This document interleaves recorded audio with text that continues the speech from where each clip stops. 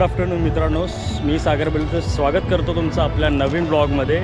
आम्ही चाललो आहे आता माथेरानला आणि आता आम्ही आलो आहे नेरळ स्टेशनला. तर इथून ट्रेन डायरेक्ट आता बंद आहेत, तर इथून आपल्याला पुढे जावं लागेल शेअरिंगनी. तर ते सुद्धा बघूया किती शेअरिंग, किती पैसे घेत आहेत, काय घेत आहेत, ती सर्व डिटेल मी तुमच्यापर्यंत शेअर करीन. आणि मी आज आलो आहे दीप्तीबरोबर. तर यायचं कारण असं आहे की उद्या हिचा बड्डे आहे, तर बड्डेच्या कारणाने आम्ही आलो इकडे बड्डे सेलिब्रेशन करायला. तर आज हिला काय बोलायचंच नाही आहे, गेल्या ब्लॉगमध्ये भरपूर बोलत होती म्हणून. असं काही नाही, बोलू पुढे बोलू. ओके, तर आम्ही आता दादरवरून निघालेलो. दादरवरून आम्ही कर्जत फास्ट भेटली आम्हाला आणि आता इथे नेरळला उतरलो आम्ही. आता पुढचा प्रवास कसा होतो आहे, काय होतं आहे, आम्ही ॲक्च्युली काय डिसाईड करून आलो नाही कुठल्या हॉटेलला जायचं आहे वगैरे. तर असंच आम्ही निघालो प्लॅन करून.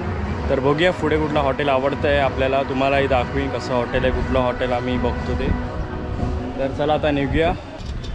तर आपण आता बसलो आहे टॅक्सीमध्ये, शेअरिंग टॅक्सीमध्ये. तर शेअरिंग टॅक्सी एकाचे 100 रुपये घेते आणि अमन लॉज स्टेशनजवळ सोडते. इकडे आपल्याला गाडीने सोडलं आहे. तर इकडे पुढे पार्किंग आहे. थांब हे करा, तिकीट तिकडे आहे, इकडे तिकीट काढायची. माथेरानला एंट्री करण्यासाठी मोठ्यांचे 50 रुपये आणि लहान मुलांचे 25 रुपये अशी तिकीट आहे.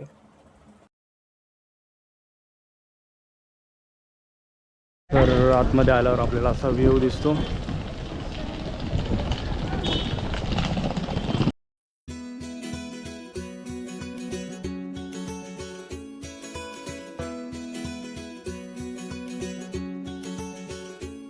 तर इथे आतमध्ये आल्या तुम्हाला घोड्यांची ऑफर देतात लोक, घोड्यांनी वरती सोडण्यासाठी.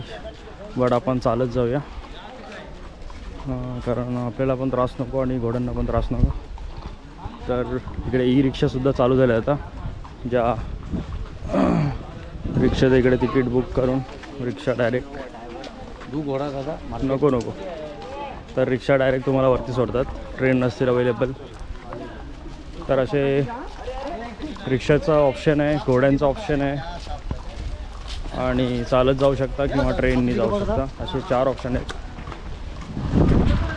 आणि इकडे पाहू शकता प्रत्येक घोड्याला एक नाव दिलं आहे.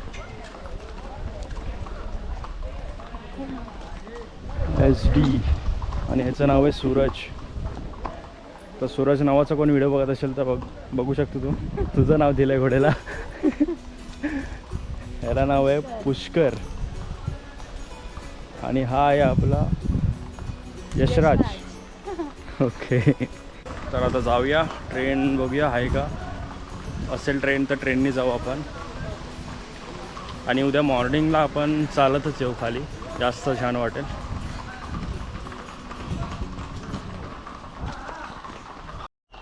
तर इथे खालीसुद्धा कॉटेज आहेत, तुम्ही इथे राहू शकता किंवा वरतीसुद्धा तुम्हाला पुष्कळ हॉटेल भेटतील.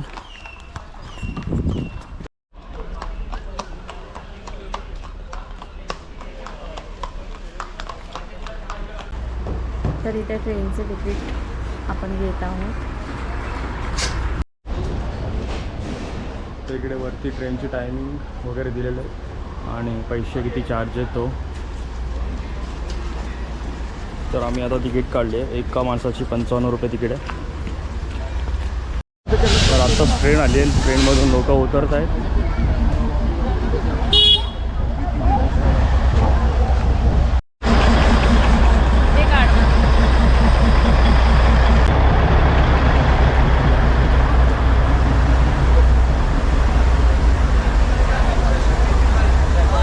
तर आम्ही बसलो आहे ट्रेनमध्ये. अशा प्रकारे ट्रेन आहे, छोटीशी मिनी ट्रेन, टॉय ट्रेन.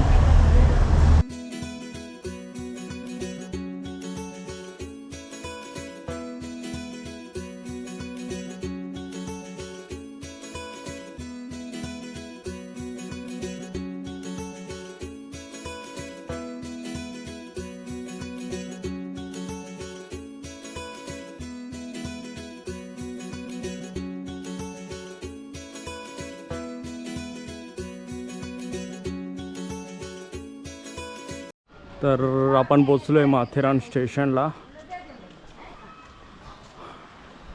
आणि आपल्याला आता त्या हॉटेलवाल्याचा नंबर दिलेला, त्याला कॉल करूया आणि विचारूया कुठे आहे तो आपल्याला घेऊन जाईल आपल्याला हॉटेलला. आणि मग रूम बघूया कसे आहे काय आहे, तुम्हालाही दाखवतो. आणि मग फ्रेश होऊन पुढचं प्लॅन करूया काय करायचं ते.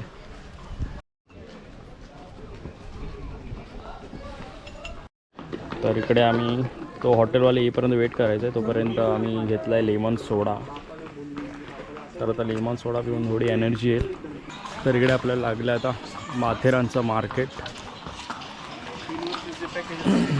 तर इकडे आम्ही आता ATMमध्ये जातो आहे पैसे थोडे काढायला, कारण इकडे GPay वगैरे कमीच लोकांकडे. तर हे आहे आपलं हॉटेल, आपलं वरच्या फ्लोअरला आहे. तर थोडंसं स्टेशनपासून आतमध्ये आलो.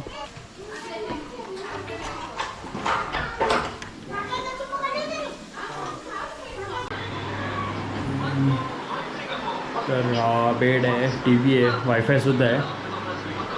आणि इकडे आहे वॉशरूम, कॉमन वॉशरूम आहे आणि गिझरसुद्धा आहे. बाकी नीट अँड क्लीन वाटतं आहे.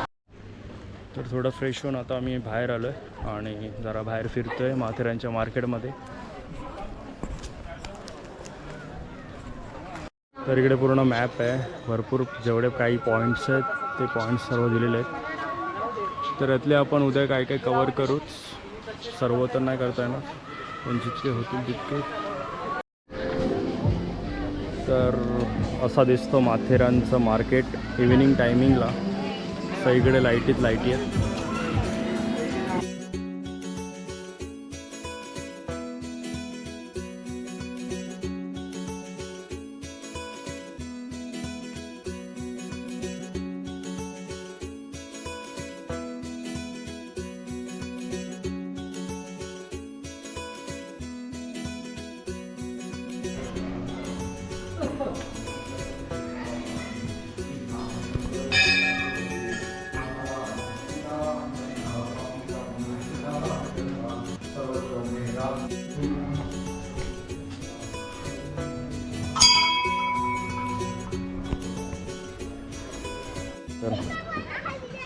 तर आता आम्ही आलेलो मंदिरात आणि दर्शन घेऊन खूप पॉझिटिव्ह वाटलं.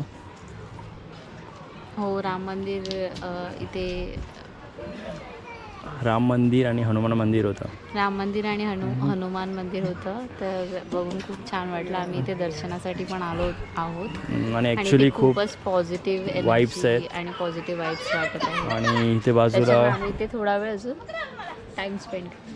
Good morning. तर आम्ही आता हॉटेलमधून चेकआउट केलं आहे आणि हॉटेलबद्दलची इन्फॉर्मेशन तुम्हाला डिस्क्रिप्शन हॉटेलबद्दल अरे कहना क्या चाहते हो हॉटेलबद्दलची इन्फॉर्मेशन तुम्हाला डिस्क्रिप्शनमध्ये देईनच.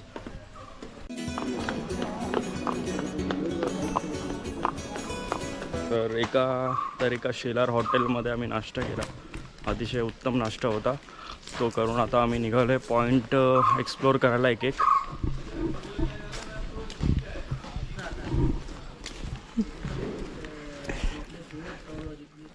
काय आज बोलणार नाही आहे तुमच्याशी, त्यामुळे तुम्ही जर एक्सपेक्टेशन पकडत असाल हिच्याकडून काहीतरी बोलेल आणि काहीतरी जोक होईल, तर या ब्लॉगमध्ये दिलं तसं करायचं नाही आहे.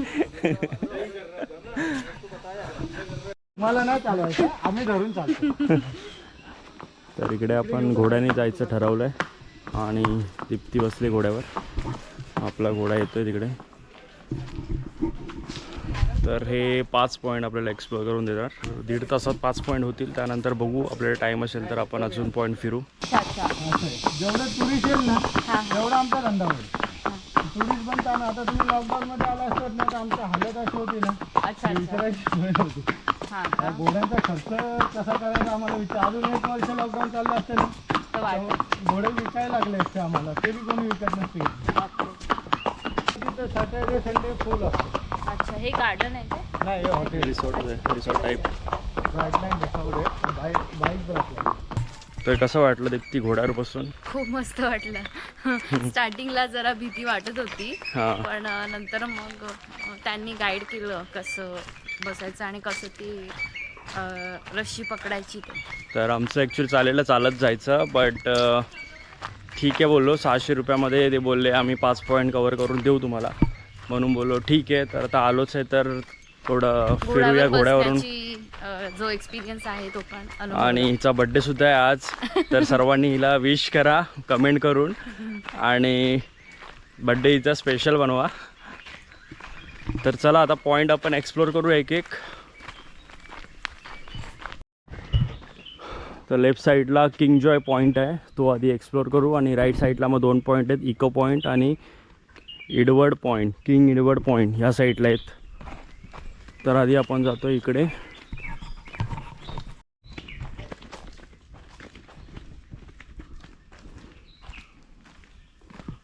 कुठून जायचं? चल इकडे.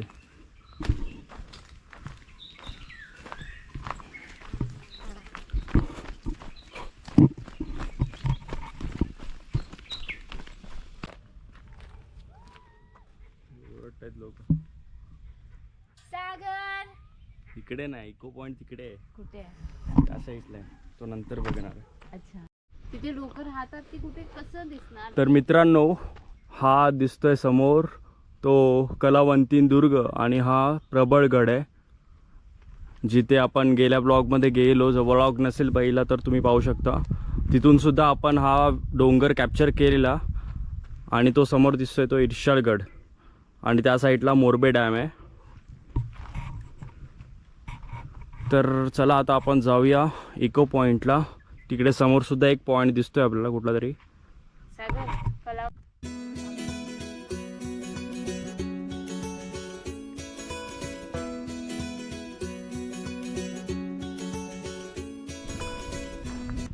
तर हा पुढे दिसतोय तो इको पॉईंट आहे.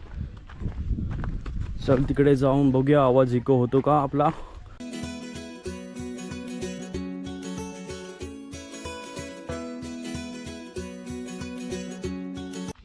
तर दीप्ती, तुम्ही सांगा, जो आपला इको आवाज होतोय त्याचं काय कारण आहे, कशामुळे होत असेल इको आवाज, जरा एक्सप्लेन करा लोकांना.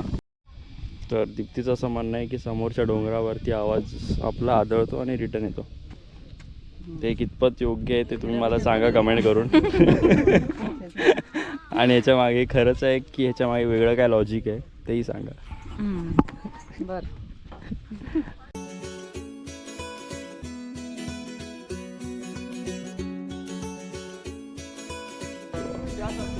सागर नाही येत आहे.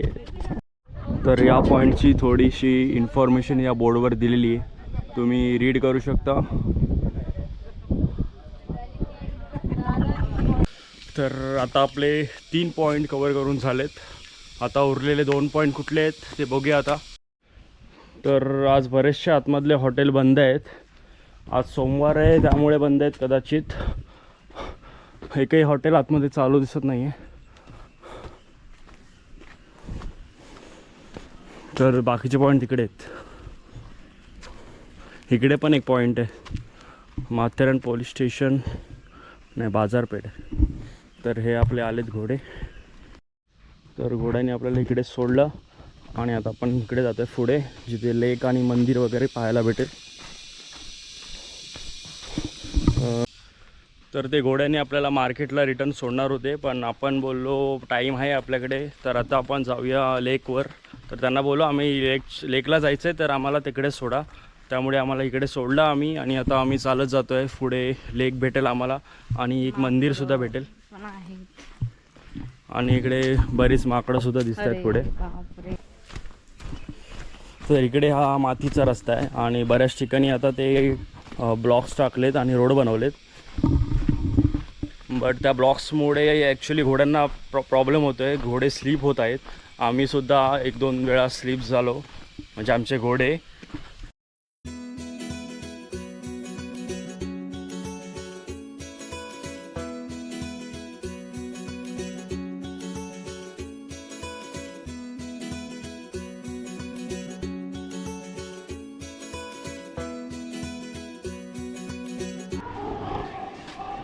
तर डॅमच्या पुढे आपल्याला लागलेलं आहे केदारनाथ मंदिर माथेरान.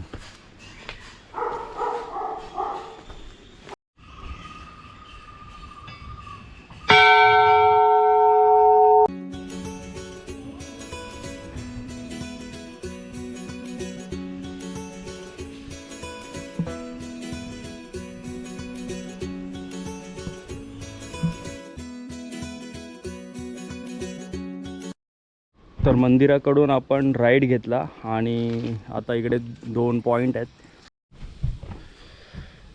तर मला वाटतं इकडे आता कोण नाही आहे. तर आज विकेंडसुद्धा नाही आहे म्हणून असेल कदाचित. त्यामुळे आज काही इकडून काय बघता येणार नाही टेलिस्कोपने. तर इकडची ॲक्टिव्हिटी आत्ता सुरू होत आहेत. इकडे ॲरो वगैरे लावले आणि तिकडे टेलिस्कोप आणून ठेवला आहे म्हणजे पॉईंट्स दाखवायला. आतमध्ये एक डोळा बंद करून लेन्सच्या आतमध्ये बघ. पहिला प्लेस त्यातील तुला दिसेल दरीमध्ये समोरच्या डोंगरामध्ये एक केव आहे आणि केव मध्ये वाघाचा स्टॅच्यू दिसतोय. या केव मध्ये पण तुम्ही जाऊ शकता. मलंग पॉइंट आहे तिथून या केव मध्ये एंट्री आणि ट्रेनची टनल कशी असते तशी ही संपूर्ण आरपार गुफा आहे.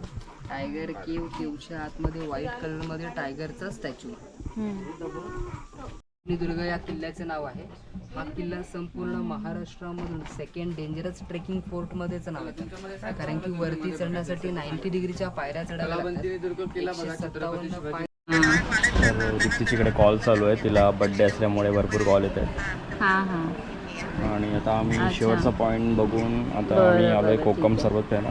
कोकम सोडा पिऊन आम्ही निघू. हा तुझा फोन आलाय ते ब्लॉग मध्ये आलंय. आता मी बोलते फोनवरती. चल.